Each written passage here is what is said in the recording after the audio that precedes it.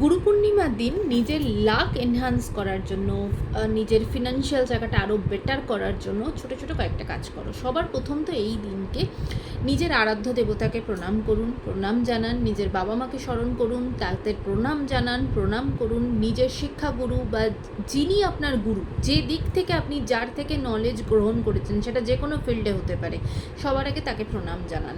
কারণ আমাদের যে বৃহস্পতি গুরু, সে কিন্তু আমাদের আশপাশে আমাদের যাদের থেকে আমরা নলেজ গ্রহণ করেছি তারাই কিন্তু আমাদের গুরু। তো তাদের প্রণাম জানানোটা আমাদের জন্য খুব খুব ইম্পর্ট্যান্ট।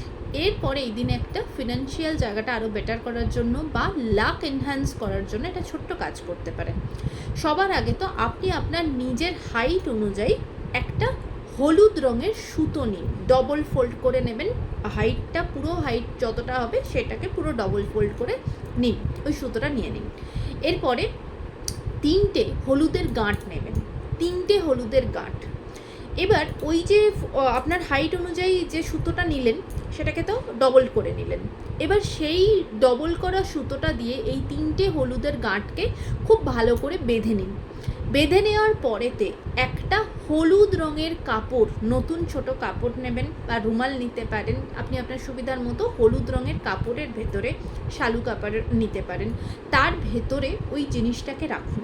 এবার ওটাকে হাতে নিয়ে আপনার ঈশ্বরের সামনে আপনি একটা ঘিয়ের প্রদীপ জ্বালান এবং ঈশ্বরকে স্মরণ করে আপনি আপনার যদি কোনো গুরু থাকে তার গুরুমন্ত্র সেটা সবার আগে করে নেবেন।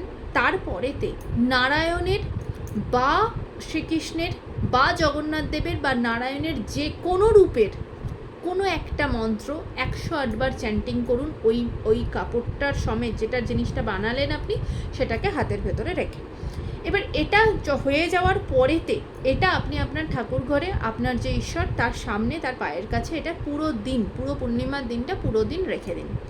তার পরের দিনকে, যখন পূর্ণিমা কমপ্লিট হয়ে গেল, তার পরের দিন নেক্সট দিন আপনি সেটাকে তুলে নিয়ে আপনি আপনার পার্সে রাখুন, লকারে রাখুন, বিজনেসের জায়গায় রাখতে পারেন, আপনার ব্যাগে রাখতে পারেন, আপনার আলমারিতে রাখতে পারেন, কোনো ভালো জায়গাতে আপনি সেটাকে রাখুন। এরপরে দেখবেন আস্তে আস্তে সেটা অ্যাক্টিভেট অবস্থাতে, মানে এই জিনিসটা যেটা করলেন এটা অ্যাক্টিভেট হয়ে গেল, আপনার বৃহস্পতি আরও অ্যাক্টিভেট হলো। এটা আপনাকে ফিনান্সিয়াল স্টেবিলিটি দেবে এবং ফিনান্সিয়াল গ্রোথ আনার জন্য আপনাকে হেল্প করবে।